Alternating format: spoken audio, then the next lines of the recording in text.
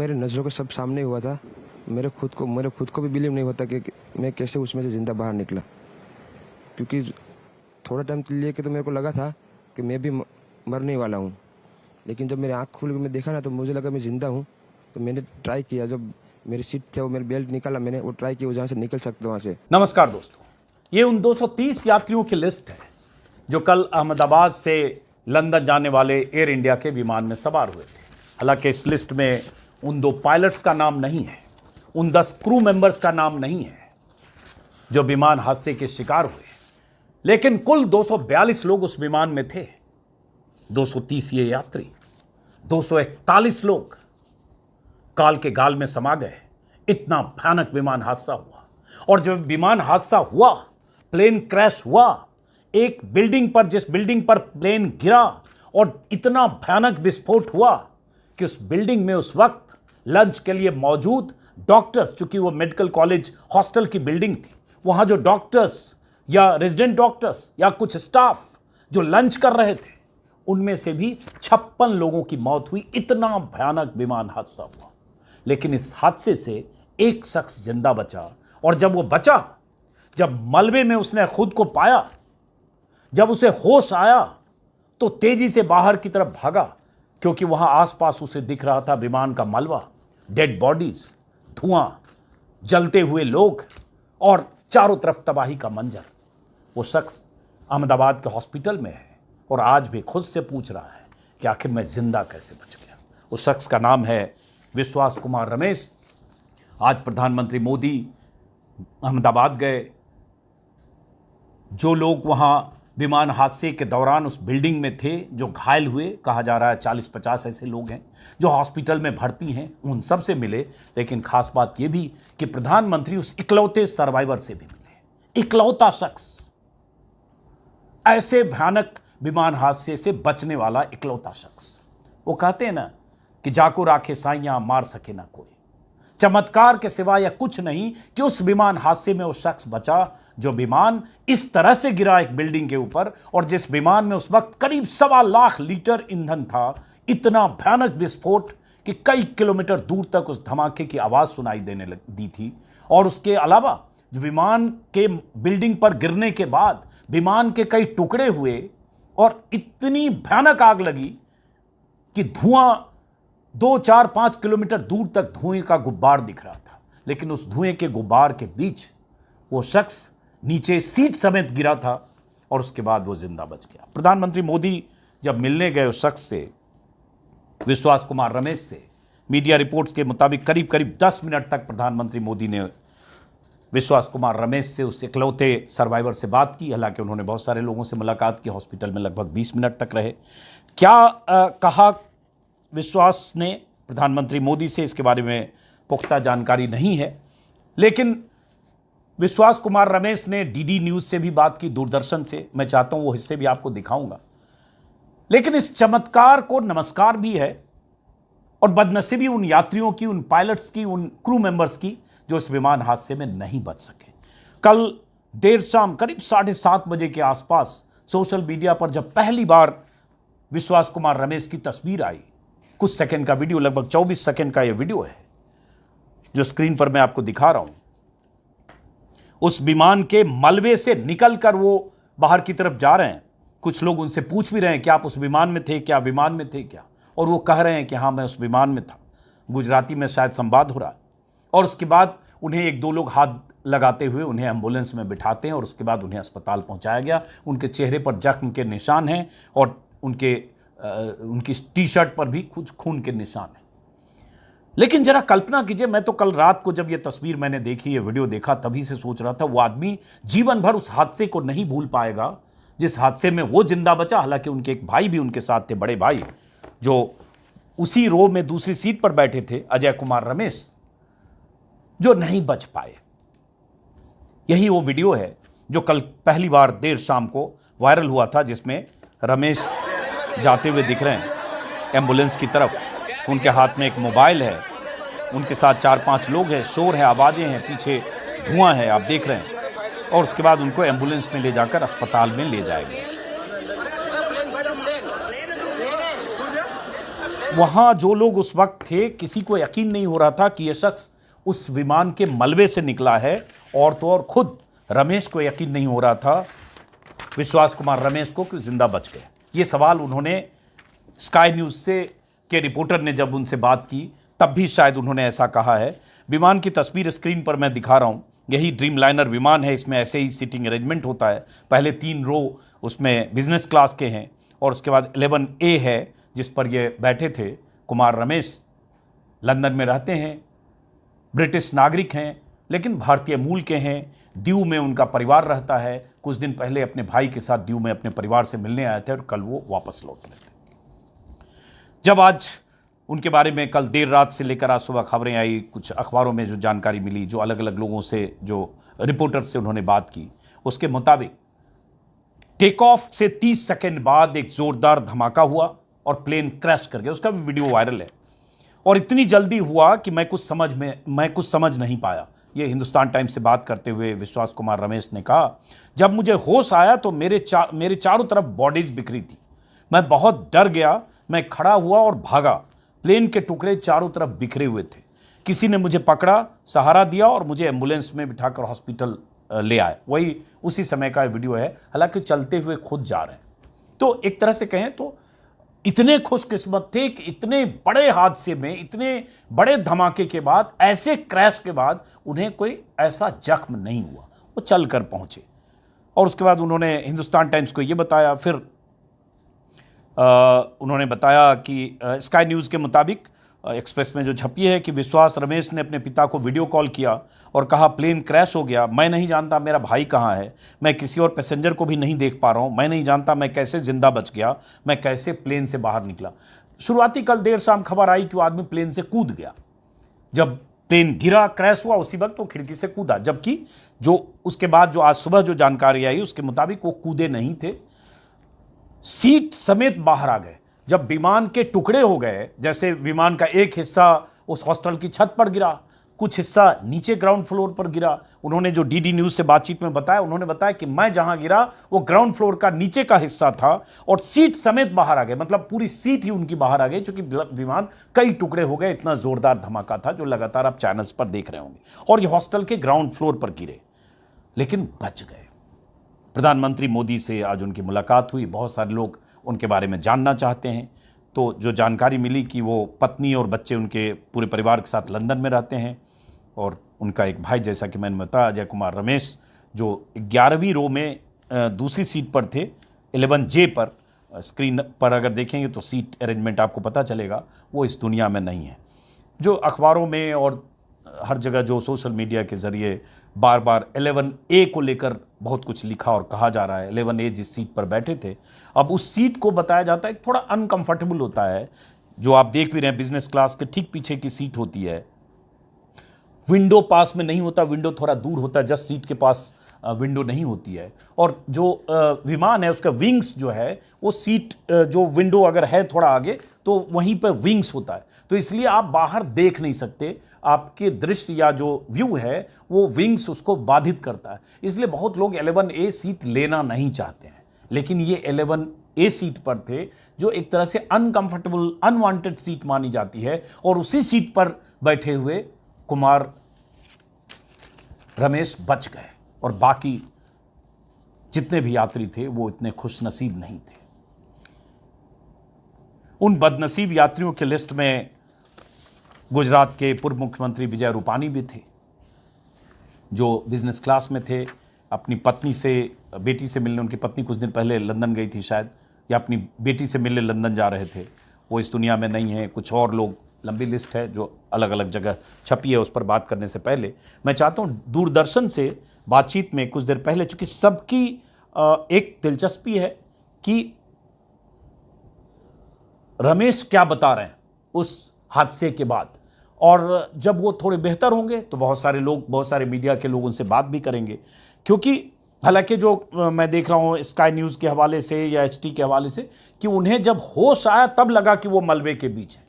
मतलब जब धमाका हुआ, जब गिरा प्लेन, तो कुछ देर के लिए सेंस नहीं रहा होगा, जाहिर है ऐसी स्थिति रही होगी, लेकिन फिर भी जो उन्होंने देखा, जो महसूस किया, जो प्रधानमंत्री से बात की, जैसे उसके बारे में पता चलेगा तब दुनिया को पता चलेगा। लेकिन डीडी से क्या कहा उस हिस्से को भी जरा सुनिए। विश्वास, अगर हम जानना चाहें कि आप थोड़ा सा बता पाएं कि ये हादसा कैसे हुआ था, क्योंकि ये एक बड़ा चमत्कार है जिस तरीके से आप वहाँ से इकलौते ऐसे शख्स हैं जो जिंदा बचे। वो मेरे नज़रों के सब सामने हुआ था। मेरे खुद को भी बिलीव नहीं होता कि मैं कैसे उसमें से ज़िंदा बाहर निकला, क्योंकि थोड़ा टाइम लिए के तो मेरे को लगा था कि मैं भी मरने वाला हूँ। लेकिन जब मेरी आँख खुल के मैं देखा ना, तो मुझे लगा मैं ज़िंदा हूँ। तो मैंने ट्राई किया, जब मेरी सीट थे वो मेरी बेल्ट निकाला, मैंने वो ट्राई किया वो जहाँ से निकल सकता वहाँ से, तो मैं निकल गया वहाँ से। मेरे सामने नज़रों के सामने एयर हॉस्टल और दूसरे आंटी अंकल सभी उसमें मेस हो गए थे सभी। अच्छा, थोड़ा सा बता पाएं, जब जैसे ही टेक ऑफ हुई फ्लाइट, क्या हुआ था और अचानक से ये कैसे हादसा हुआ? टेक ऑफ के बाद 1 मिनट के अंदर ही जब टेक ऑफ हुआ ना, तो सडनली 5-10 सेकंड कैसे लगा जैसे स्ट्रक हो गया वो। बाद में से मेरे को लगा कि कुछ हुआ। बाद में प्लेन में लाइट ऑन हो गई, ग्रीन और वाइट। बाद में वो पता नहीं, वो प्लेन टेक ऑफ ज़्यादा करने के लिए वो रेस तो बोलते हैं क्या, रेस दिया होगा ऐसा कुछ, और सीधा स्पीड में ही घुस गया जहाँ क्या था वो हॉस्टल था, एक हॉस्पिटल का। हाँ, हॉस्टल में। और सब सामने सब हुआ। ये जब फ्लाइट जब क्रैश हुई, उस समय हॉस्टल पे लैंड की थी, उसी समय आप बाहर निकले थे? नहीं, क्योंकि आई थिंक मेरे को जब मैं जो साइड पे था ना, वो साइड हॉस्टल पे नहीं लैंड हुई थी। हॉस्टल के जो ग्राउंड फ्लोर है ना, जैसे नीचे, वहाँ लैंड हुई थी। तो मुझे दूसरे के बारे में मेरे को पता नहीं, लेकिन मैं जहाँ लैंड हुआ था ना, वो नीचे की साइड थी। तो जब वहाँ थोड़ा पेस भी था प्लेन के जब बाहर, तो जब जैसे मेरा डोर टूटा ना सब, तो मैंने देखा ना जब सामने कि थोड़ा इधर पेस है, तो मैं ट्राई कर सकता हूँ निकलने के लिए। तो मैंने ट्राई किया निकलने के लिए, तो फिर मैं निकल गया उधर, क्योंकि अपोजिट साइड पे थे ना, वो बिल्डिंग का वो था ना दीवार, तो उधर से कोई शायद नहीं निकल सका होगा, क्योंकि उधर पूरा उधर ही क्रैश हुआ था। और मैं जो जहाँ था वहाँ ही थोड़ा पेस था। फिर भी मेरे पता नहीं मैं कैसे बचा हूँ, क्योंकि मेरे नज़र के सामने ही सब 2 एयर हॉस्टल वो अंकल आंटी सब उधर ही सब। आप पैदल चल के आए वहाँ से निकल के? हाँ, और थोड़ा जब आग लगी ना, मेरा लेफ्ट हैंड भी जल गया थोड़ा।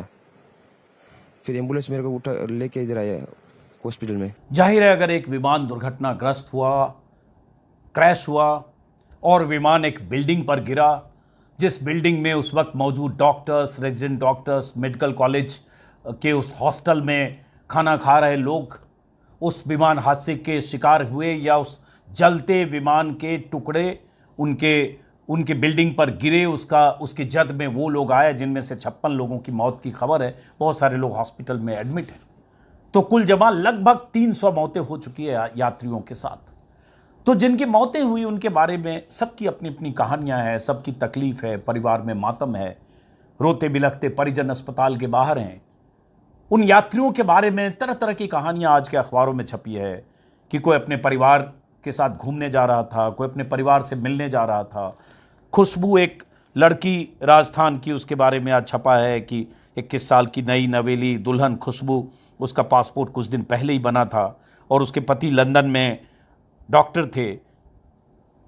अपने पति से मिलने जा रही थी खुशबू, उनके पिता ने उन्हें एयरपोर्ट पर विदा किया था।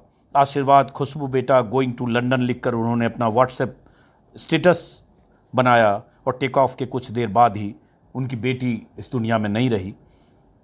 ऐसे बहुत सारे लोगों के बारे में जानकारियां हैं कि एक डॉक्टर, बांसवाड़ा राजस्थान के रहने वाले डॉक्टर दंपति कोनी व्यास और पति उनके डॉक्टर प्रदीप जोशी अपने 3 बच्चों के साथ, प्रद्युत, मिराया और नकुल के साथ उस विमान में बैठे थे। उन्होंने आखिरी सेल्फी ली विमान में।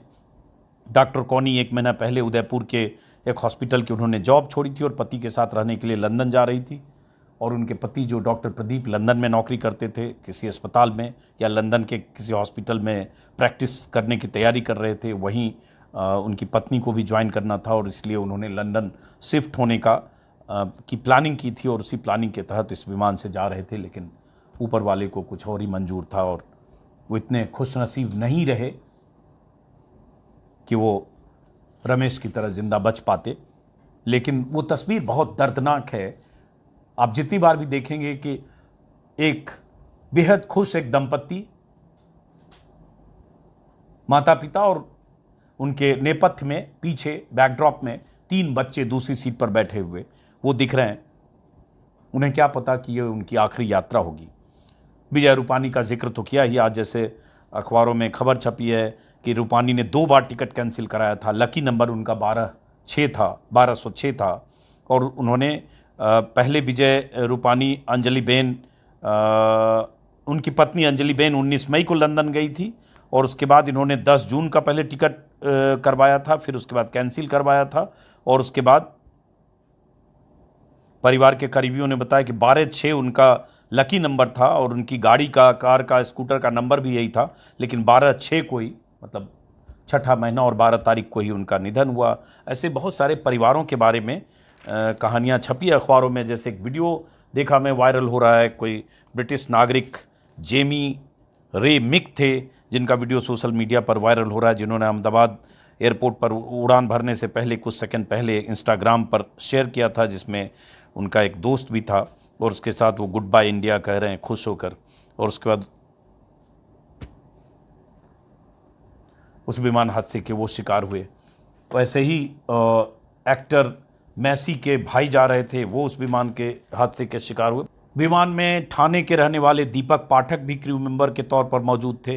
हादसे से पहले उन्होंने अपनी मां को फ़ोन करके गुड मॉर्निंग कहा था और हादसे के बाद फ़ोन बजता रहा पर जवाब नहीं मिला। बहन ने बताया कि हम अक्सर बात नहीं कर पाते थे, लेकिन मैं और मां नियमित रूप से उसकी बातें करते थे।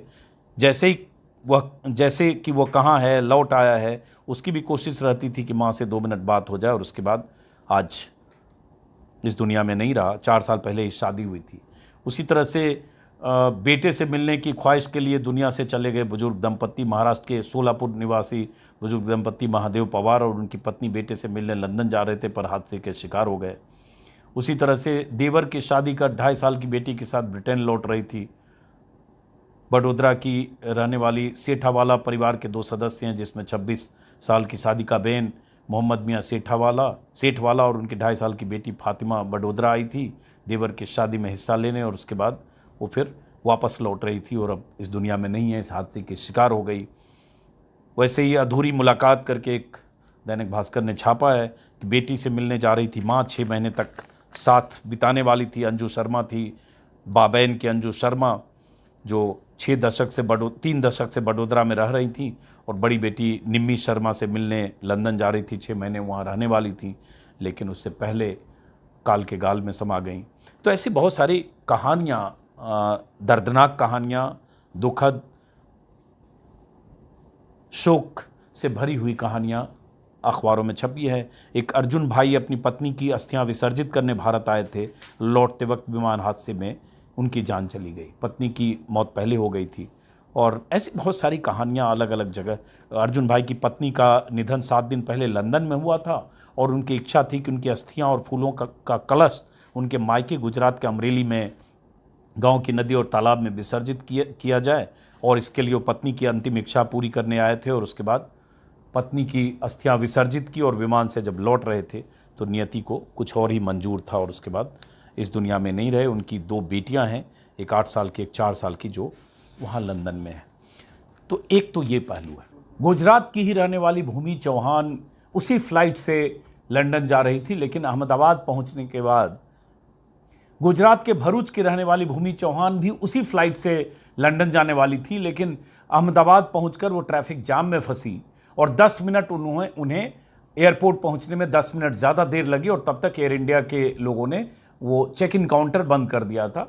वो कहती रहीं एयर इंडिया के कर्मचारियों से, लेकिन उन्हें कहा गया कि आप काफ़ी देर हो चुकी हैं और अब आपका चेक इन नहीं हो सकता। और उसके बाद भूमि चौहान उस फ्लाइट में सवार होने से बच गई। खुशकिस्मत थी कि भूमि चौहान विमान हादसे का शिकार होने से बच गई। क्या कहा भूमि चौहान ने, उनका एक वीडियो आया है अहमदाबाद से, जरा वो भी सुनिए। कल एक्चुअली मैं वापस लंदन जा रही थी और मेरी फ़्लाइट का टाइम था 1:10 का, तो हमें पहुंचते थोड़ा 12:20 हो चुकी थी और 12:10 को एयर इंडिया वालों ने चेक इन और सब कुछ करना बंद कर दिया था। मैं वहाँ पे चेक इन के गेट पे पहुँचने के बाद मैंने उनसे रिक्वेस्ट भी किया कि अभी 10 मिनट ही थोड़ा लेट हुआ है तो मुझे जाने दो, जो भी इमिग्रेशन और वो होगा मैं फटाफट से सब क्लियर कर दूंगी। लेकिन उन्होंने और वो उनकी सीनियर स्टाफ भी आए थे, उन सबसे मैंने रिक्वेस्ट की, लेकिन वो तीनों जन ने मुझे वापस ही भेज दिया कि नहीं मैडम, अभी 10 मिनट की आपकी लेट की वजह से हम लोग को और 15 मिनट लेट हो सकता है। तो फिर इसलिए मुझे रिटर्न होना पड़ा था।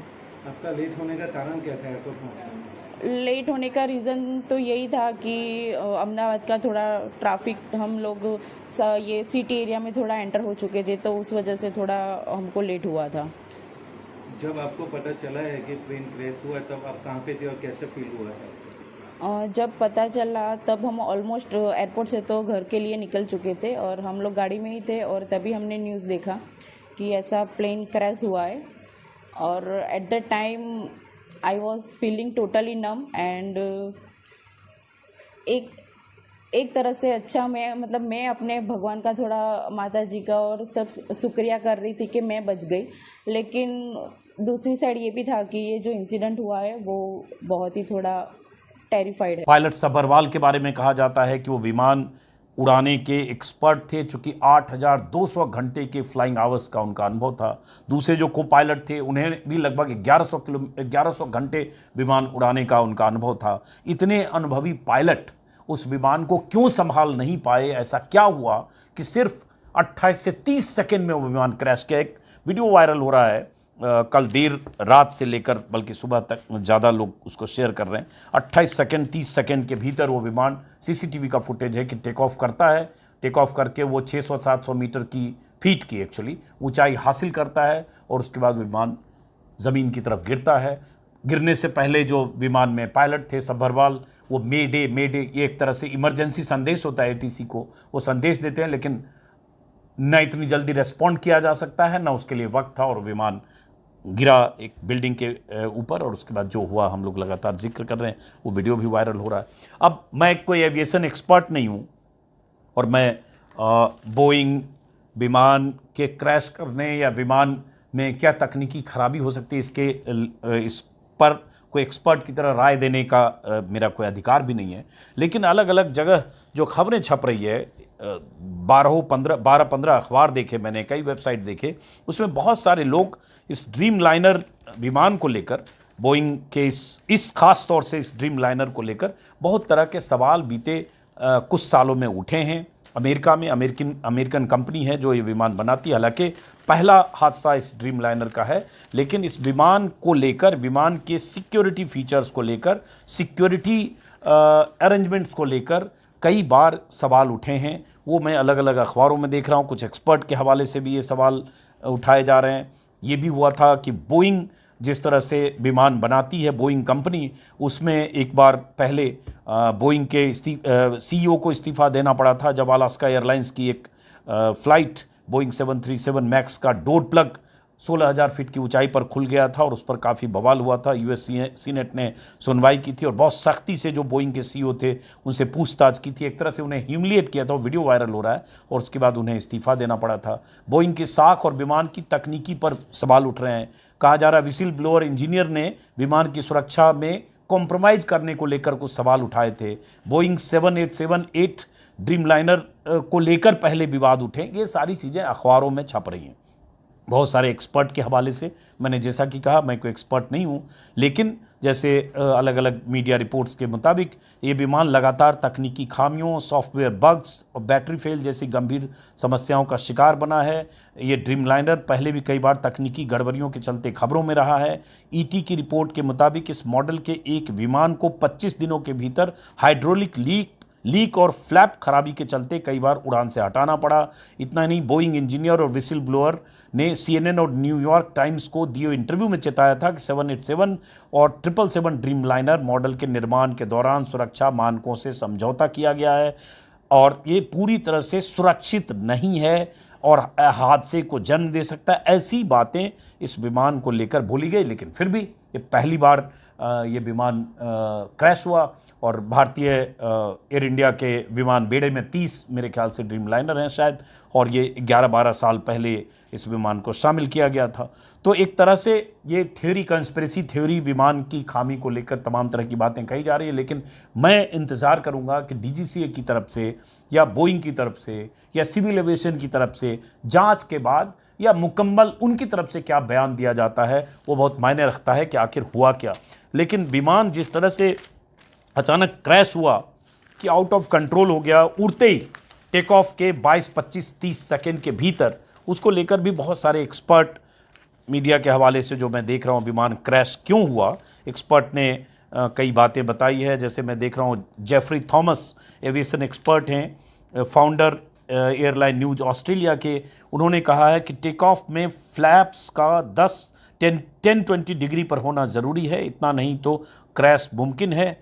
और उसके बाद उन्होंने इस पर अपनी प्रतिक्रिया दी है कि विमान के वीडियो गहराई से देखने पर 3 बातें नज़र आ रही है। पहली, फ्लैप एक्सपेंशन और नोज डिप, या यदि विमान के फ्लैप पंख के पास का जो एक्सपेंशन होता है, आप देखेंगे विमान में जो विंग होता है वो धीरे धीरे खुलता है जब टेक ऑफ की तैयारी विमान करता है, उस एक्सपेंशन का निर्धारित मानक के हिसाब से एक्सपेंशन नहीं हुआ तो नोज डिप क्रैश करने का कारण बन सकता है। फ्लैप को टेक ऑफ के समय 10 से 20 डिग्री के कोण पर एंगल पर होना चाहिए, इससे कम या ज़्यादा डिग्री पर होने पर विमान आगे की ओर झुक जाएगा जो क्रैश की वजह बनेगा। अब ये सब थ्योरी है जो जांच के बाद पता चलेगा कि दरअसल हकीकत क्या है। उसी तरह से अलग अलग वजहें अलग अलग जगह बताई जा रही। कुछ एक्सपर्ट के हवाले से बताया जा रहा है कि जो फुटेज है, जो वीडियो है, उसमें 625 फीट ऊपर होते हुए भी विमान का लैंडिंग गियर खुला हुआ दिख रहा है, जबकि उसे बंद होना चाहिए। जो लैंडिंग गियर होता है नीचे, जो पहिए नीचे होते हैं वो ऊपर आके अंदर बंद हो जाते हैं, इससे खिंचाव बढ़ता है, विमान उठ नहीं पाता, पर्याप्त थ्रस्ट नहीं मिलने से इंजन फेल होता है। यहाँ भी 2 इंजन डबल इंजन विमान था, दोनों फेल हुए और इतनी जल्दी सब कुछ हुआ कि आउट ऑफ कंट्रोल हो गया। किसी के पास, पायलट के पास कोई विकल्प नहीं था टेक ऑफ के तुरंत बाद। तो स्पीड सेंसर का ठीक से काम नहीं करना, इससे विमान के स्पीड सिस्टम का गलत डेटा मिल रहा होगा जिससे पायलट भ्रमित हो गए। Software error, human error, overweight यानी ज़्यादा भार के चलते विमान ने ऊंचाई जो हासिल करनी थी विमान हासिल नहीं कर पाई। अब इसी तरह से जैसे एक्सपर्ट के हवाले से देख रहा हूँ, दैनिक हिंदुस्तान में खबर छपी है, संजय लाजर हैं, CEO हैं, किसी विमानन विशेषज्ञ हैं, उन्होंने कहा इंजन में पावर की कमी हो सकती है हादसे की वजह कि भीषण आग का कारण ईंधन बना और ऐसा लगता है कि 650 फीट ऊंचाई पर जाने के बाद इंजन में पावर की कमी हुई। और बोइंग 787 दुनिया भर में तकनीकी रूप से सबसे मजबूत विमान है, फिर भी क्या हुआ पता नहीं, विस्तृत जांच से पता चलेगा। उसी तरह से जॉन M. कॉकस हैं जो विमानन सुरक्षा सलाहकार हैं, उनके हवाले से है कि बड़ा सवाल उड़ान से पहले सही जांच हुई थी या नहीं। ये भी होता है कि विमान का टेस्ट प्रॉपर हुआ कि नहीं। जांच का विषय होगा कि क्या विमान के ऊपर उठने के प्रयास के दौरान स्लैट्स और फ्लैप्स सही स्थिति में थे। वीडियो में विमान का नोज ऊपर उठता है फिर नीचे गिरता दिखता है, विमान पर्याप्त लिफ्ट नहीं बना रहा था। स्लैट्स और फ्लैप्स को इस तरह से देखा जाना चाहिए कि विमान का पंख कम गति पर अधिक लिफ्ट बना सके। तो इस तरह की बातें, तरह तरह की आशंकाएं, विमान के नोज में ओवर रोटेशन की स्थिति दिख रही है, ज़्यादा फ्यूल का भी दबाव रहा है। गौरव तनेजा कमर्शियल पायलट हैं, उनके हवाले से देख रहा हूँ। और जैसा कि मैंने कहा कि बहुत सारी विदेशी वेबसाइट में और जो एविएशन एक्सपर्ट के हवाले से एयरलाइनर को लेकर भी सवाल उठाए गए हैं, क्योंकि पहले इस पर बोइंग जो कंपनी है उनके निर्माताओं को आरोपों का सामना करना पड़ा और सुरक्षा मानकों के प्रति लापरवाही करने के आरोप और गंभीर सवाल उन पर उठे हैं, खास करके ड्रीम लाइनर को लेकर। और जो विसिल ब्लोअर थे जिन्होंने इस पर सवाल उठाए थे, जो इंजीनियर थे पहले, उनमें से एक की रहस्यमय मौत हुई, उसके बाद भी इस पर कुछ सवाल उठे थे।